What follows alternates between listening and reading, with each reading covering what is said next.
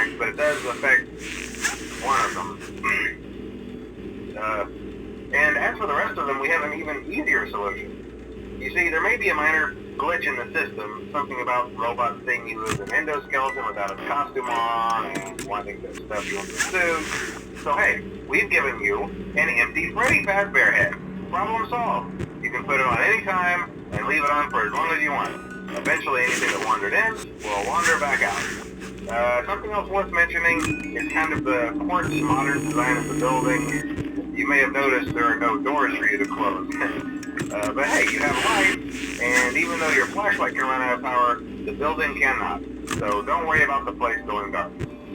Well, I think that's it. You should be golden.